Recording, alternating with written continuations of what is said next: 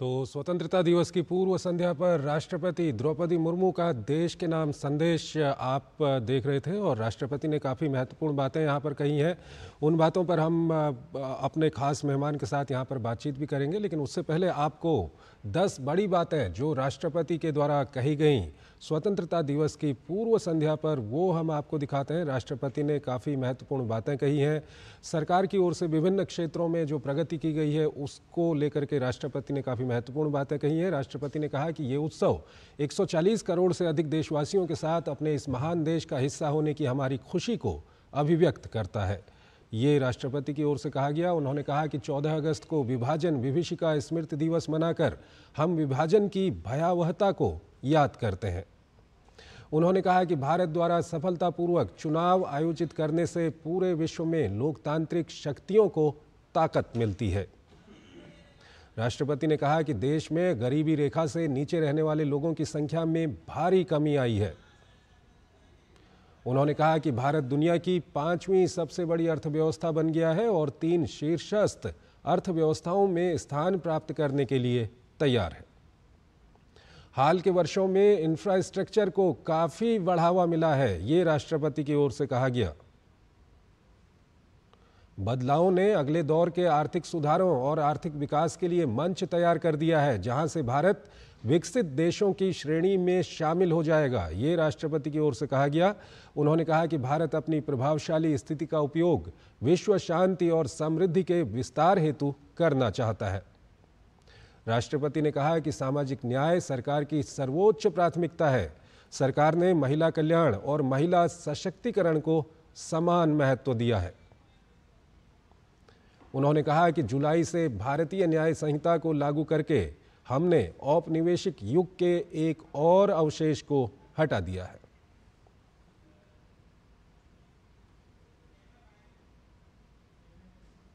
हमारे साथ हमारे खास मेहमान वरिष्ठ पत्रकार रामकृपाल सिंह जुड़ रहे हैं, उनसे हम बातचीत करेंगे। रामकृपाल जी, बहुत बहुत स्वागत है हमारे इस खास कार्यक्रम में आपका। और अभी आपने राष्ट्रपति का संदेश सुना राष्ट्र के नाम स्वतंत्रता दिवस की पूर्व संध्या पर, क्या कुछ कहेंगे? पहली प्रतिक्रिया क्या कुछ है आपकी?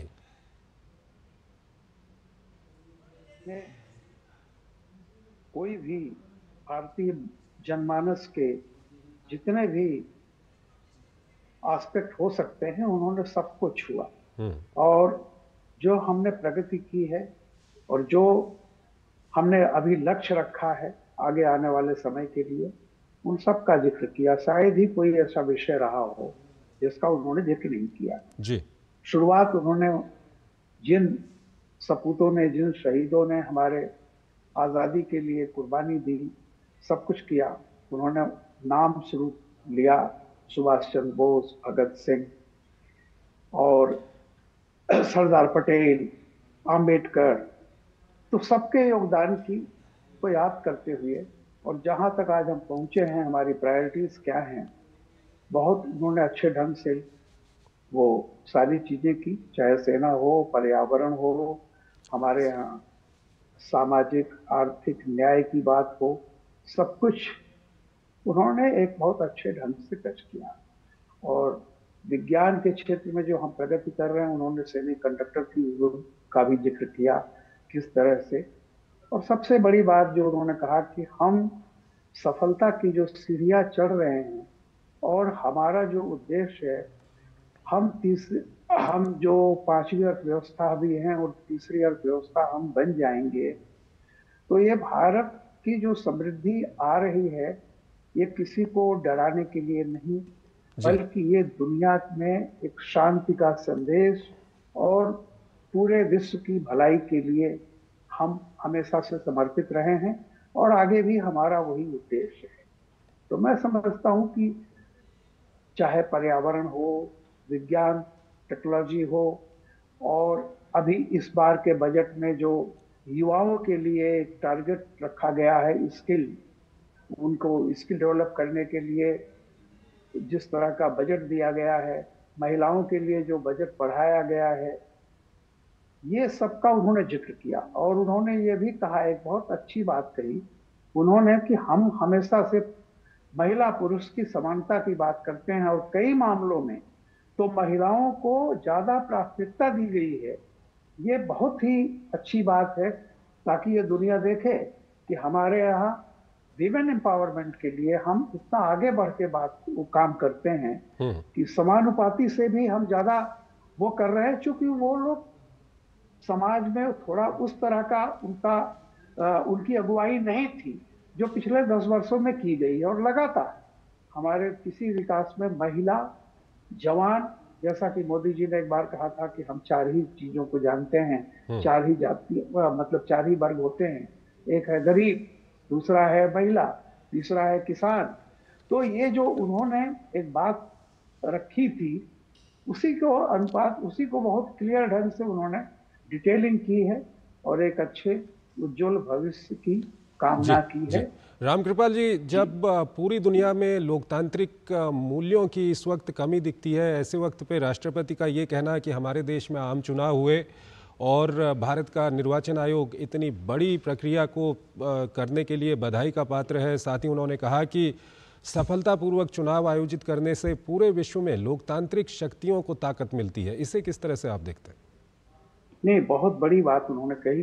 देखिए, हम हमारी जो यात्रा रही, हम कहा जाता था कि हम विकासशील हैं। अभी भी हम विकसित भारत का जो हमने 2047 2047 का जो लक्ष्य रखा हुआ है, हम्म। तो उन्होंने जो एक उपलब्धि की बात इस तरह से की कि देखिए, हमारी इतनी बड़े लोकतंत्र, शायद सबसे बड़ा दुनिया का लोकतंत्र भारत ही है, और यहाँ पे किस तरह से हम अपना चुनाव अच्छे ढंग से कर लेते हैं, इसको पूरी दुनिया देख रही है और लोग देखने आते हैं। दूसरी चीज, टेक्नोलॉजी का उन्होंने जिक्र किया कि आप देखिए कि तकनीक में भी हम्म। बहुत सारे देश हमसे, जो हम कर रहे हैं, जो हम पहुंचे, चाहे वो यूपीआई हो, बहुत सारे देश हमारी तकनीक को अपना रहे हैं, जी। हमसे ले जा रहे हैं और अपने यहां लागू कर रहे हैं। तो ये बहुत बड़ी बात है कि हम अपने लोकतांत्रिक स्वरूप को बरकरार रखते हुए ही नहीं, उसको और मजबूत बनाते हुए हम आर्थिक क्षेत्र में, सामाजिक क्षेत्र में, सांस्कृतिक क्षेत्र में, पर्यावरण में हम नई ऊंचाइयां छूने जा रहे हैं। हम्म। तो एक सबसे बड़ा मिथ ये जो बहुत पहले दुनिया में था कि लोकतांत्रिक देशों में प्रगति बहुत धीमी होती है, आज जिस गति से, जिस 7% की एनुअल ग्रोथ के साथ हम आगे बढ़ रहे हैं, वो पूरी दुनिया उसको देख करके चकित है। जी। और अब तो जितने अंतर्राष्ट्रीय संस्थाएं हैं, उन्होंने भी ये घोषणा की है कि आने वाले समय में भारत सबसे आगे टॉप पर अभी है और बहुत समय तक आगे वो टॉप पर रहेगा। दुनिया में तेजी से इतनी कोई भी अर्थव्यवस्था नहीं बढ़ रही है जितना हम हैं। तो ये जो चीजें उन्होंने कही, उसमें सही बात है कि हम लोकतांत्रिक एक व्यवस्था में हम्म। इस तरह की चौमुखी प्रगति, और जिसमें समाज के हर हिस्से को लेकर के आगे बढ़ने का हो, जो 10 सालों में हमने जो अचीव किया है, चाहे वो महिलाओं के संदर्भ में हो, यूथ के संदर्भ में हो, गरीबे जो पिछड़े रहे उनको किस तरह से मुख्य धारा में जोड़ा गया है। जैसे अभी है कि 3 करोड़ नए घर बनाने की फिर अभी बात हुई है। जी। तो ये जो चीजें हैं, सूर्य घर योजना, हम्म। हर घर पर, मतलब एक तरह से सरकार उसमें मदद दे करके हर घर की छत पर सोलर। तो ये सब चीजों में जो है वो पूरी दुनिया देख रही है कि हम कितना आगे जा रहे हैं। जी। जहाँ एक तरफ आर्थिक विकास की हम बात करें या इंफ्रास्ट्रक्चर की उन्होंने बात की, साथ ही साथ उन्होंने सामाजिक न्याय और सामाजिक विकास पर भी काफ़ी जोर दिया है। इसको आप किस तरह से देखते हैं? उन्होंने पिछले 10 सालों के दौरान सरकार की ओर से जो कदम उठाए गए हैं सामाजिक न्याय को और मजबूत करने के लिए, चाहे वो जनजातियों की बात हो, ओबीसी की बात हो, एससी की बात हो, एसटी की बात हो, इससे आप किस तरह से एक्सप्लेन करना चाहेंगे? ये बहुत सही उन्होंने कहा कि देखिए, उदाहरण के लिए मैं तो ये नहीं कहूंगा कि राजनीति में एक जो एम्पावरमेंट होता है वो पिछड़ों का, तो हम्म। जो हमारा राजनीतिक फलक है उसको आप देख सकते हैं। उसमें कितनी तेजी से जो पिछड़ी जातियां थी, आदिवासी, अनुसूचित जातियों के लोग, किस तरह से बड़ी संख्या में पार्टिसिपेशन उनका हो रहा। उससे इतर जाकर के मैं एक बात कह रहा हूं, जी। सबसे बड़ी बात यह है कि देखिए, पिछले 10 वर्षों में आप ये देखिए कि सबसे ज्यादा जो गांधी जी कहा करते थे, अनटू दिस लास्ट, यानी उस अंतिम व्यक्ति को वो पैमाना होता है कि उसके जीवन में कितना बदलाव आया है। उससे हम देश में बदलाव का एक तरह से वो पैमाना होता है। और अगर आप देखिए कि 10 वर्षों में, चाहे वो शौचालय हो, चाहे वो, मैं 3 चीजें कहता हूं, इज्जत घर, रसोई घर और छत, ये 3 मूलभूत जो चीजें होती हैं वो सबको दिया गया है। जो थोड़े बहुत रह गए हैं, जैसा इस बार हुआ 3 करोड़ का रोड बनेंगे, एक घर बनता है, एक, मैंने वही कहा कि इज्जत घर, रसोई घर, और रसोई घर में जिनको जरूरत है उनको राशन भी। तो आप सोचिए कि सिलेंडर भी, मकान मिला, छत मिली, इज्जत घर मिला। तो ये जो एम्पावरमेंट है। दूसरा एक सबसे बड़ा महत्वपूर्ण करूंगा आपके सामने, आप ये देखिए कि 10 वर्ष के पहले जी जितने पुरस्कार होते थे, चाहे वो पद्मश्री हो, पद्म, अब आप देखिए कैसे उन पुरस्कारों की का पूरा चरित्र बदल चुका है। अब आप देखिए कि ऐसे अनाम लोग आ रहे हैं, पुरस्कार लेने आते हैं, जिन्होंने जीवन में शायद कभी दिल्ली देखा भी नहीं होगा, जिनको मीडिया में भी जगह नहीं मिलती। बता रहा हूं, मीडिया में क्या, जिनके बारे में कोई नहीं, कहां से, कोई एक असम से, कहीं किसी नॉर्थ ईस्ट से एक ऐसी महिला जो अपना काम करती थी, लेकिन उसने कुछ पैसे बचा बचा करके गांव में शौचालय बनवा रही। अब आप सोचिए ऐसे ऐसे लोगों को जो सामाजिक उत्थान के लिए जुटे हुए हैं, जो सफाई में जुटे हुए हैं। तो आप यूं कल्पना कीजिए कि इस तरह का आप पुरस्कारों का पूरा चरित्र बदल गया। उसमें वो हाशिए पर जो आदमी था खड़ा हुआ, वो अंतिम व्यक्ति, आज उसको पुरस्कृत किया जा रहा है राष्ट्रपति भवन में बुला करके। तो ये जो चीजें हैं वही वो कह रही थी कि आप हर जगह देखिए। और जो इंफ्रास्ट्रक्चर डेवलपमेंट है, आप समझिए कि कोई भी इंफ्रास्ट्रक्चर डेवलपमेंट जो होता है, उससे एक सड़क जो जाती है एक गांव में, आदिवासी क्षेत्र में, तो आप समझिए कि उन लोगों को एक मार्केट से जोड़ती है। उनकी मेहनत का, उनके श्रम का, उनके परिश्रम का एक उचित मूल्य मिलने का अवसर मिलता है। उनको अपना भविष्य आगे बढ़ाने में अवसर मिलता है। तो ये जो चीजें हुई वही विस्तार में उसका कर रहा था जो उन्होंने कहा। रामकृपाल जी, काफ़ी महत्वपूर्ण उन्होंने, जब हम प्रगति करते हैं पिछले 10 साल में, चाहे वो आर्थिक क्षेत्र हो, सामाजिक क्षेत्र हो या दूसरे क्षेत्र हो, उनमें जो प्रगति हुई है, उससे जब प्रगति के कारण क्या होता है, उन्होंने काफ़ी एक महत्वपूर्ण बात कही है। राष्ट्रपति जी ने कहा कि तेज़ गति से हो रही न्यायपरक प्रगति के बल पर वैश्विक परिदृश्य में भारत का कद ऊंचा हुआ है। भारत अपनी प्रभावशाली स्थिति का उपयोग, ये काफ़ी महत्वपूर्ण है क्योंकि कद तो ऊंचा हुआ है, लेकिन इस प्रभावशाली स्थिति का उपयोग विश्व शांति और समृद्धि के विस्तार हेतु करना चाहता है। बिल्कुल सही है। देखिए, दो छोर, जैसा उन्होंने कहा, आप देख रहे हैं कि हमारी कोई दावे को, मैं ये नहीं कहता कि राजनीतिक या सरकार का दावा है, खुद तमाम तरह के अंतर्राष्ट्रीय संगठनों ने यह माना है कि भारत में जितनी तेजी से 25 करोड़ लोग गरीबी रेखा से बाहर आए हैं, वो दुनिया में पता नहीं जो संख्या है वो कई देशों की आबादी भी नहीं होगी उतनी। तो आप सोचिए, और इसका लोहा माना है लोगों ने। और जो इतनी बड़ी हम प्रगति कर रहे हैं, तो जाहिर सी बात है कि वो इन्फोसिस जो रही है सरकार की, कि सबसे पहले जो भी अगर आता है, जो सरकार का वेल्थ क्रिएट होता है, उसका मैक्सिमम हिस्सा उन लोगों को जाए जो अभी मुख्य धारा से कहीं बाहर रहे हैं या दूर रहे हैं, उनको मुख्य धारा में जोड़ा जाए। ये सिर्फ उसके लिहाज से नहीं मैं कह रहा हूं कि जैसे गरीब बंदे हों, आप क्षेत्र को भी देख लीजिए। जो नॉर्थ ईस्ट कभी माना जाता था कि वो दूर है, मोदी जी ऐसे व्यक्ति आए, वो कहे कि दूर वो नहीं है, वो हमारे हृदय में है, हमारे सबसे पास है। आप देखिए, अंतिम गांव जिसको कहा जाता था माणा, बिल्कुल उसको पहला गांव गए और उन्होंने कहा कि ये पहला गांव है भारत का। तो ये सोच में भी एक जो होता है ना, कि हमारी ये जो सोच कि वो छोर पर है, आखिरी है, दूर है, क्यों भाई, वो हमारा पहला गांव है। तो सोचिए, आखिरी गांव को जब वो कहते हैं हमारा पहला गांव है, तो ये झलकता है कि वो क्षेत्र वाइज और समाज में जिस तरह के वर्ग हैं, गरीब है, युवा है, वो सबको एक साथ लेकर के, और जो पिछड़े इलाके हैं उन पर ज्यादा ध्यान दे करके जितना इंफ्रास्ट्रक्चर बन रहा है।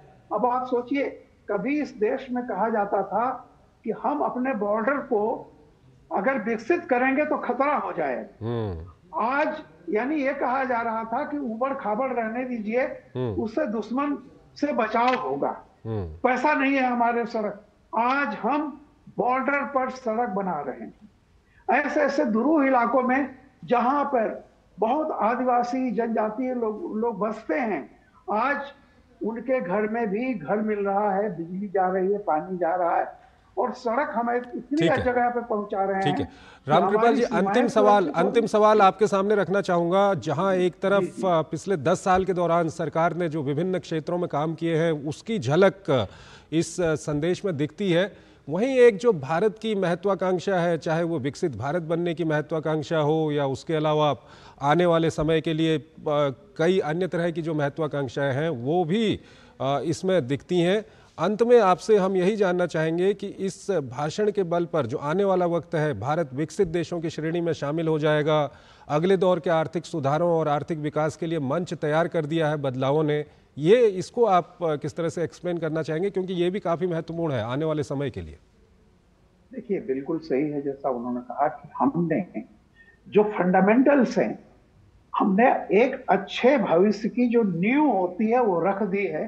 अब उस पे नींव के ऊपर हम ईंट जोड़ जोड़ करके, और जो 2047 का है वो लक्ष्य हम प्राप्त करेंगे।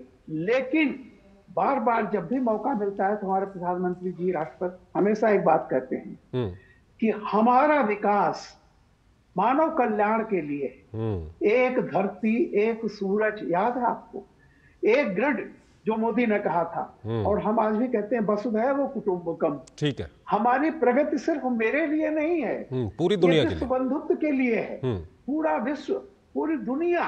और देखिए, जब भी कोई संकट की बात आई है, हम खुद जिन चीजों में आत्मनिर्भर नहीं थे, हमने उसमें आत्मनिर्भर होने की कोशिश की। ठीक है रामकृपाल जी, दरअसल अभी हमारे पास वक्त की कमी है और कल सवेरे जब स्वतंत्रता दिवस के दिन प्रधानमंत्री लाल किले की प्राचीर से भाषण देंगे तो कई सारे जो भविष्य की नीतियां हैं, कई सारे महत्वाकांक्षाएं जो भारत की हैं और भारत ने पिछले 10 साल में जो कुछ किया है, हमें लगता है उस भाषण में भी इसकी झलक दिखाई देगी। बहुत बहुत शुक्रिया रामकृपाल जी आपका हमारे इस कार्यक्रम में हमारे साथ जुड़ने के लिए, और फिलहाल इस खास कार्यक्रम में इतना ही। नमस्कार।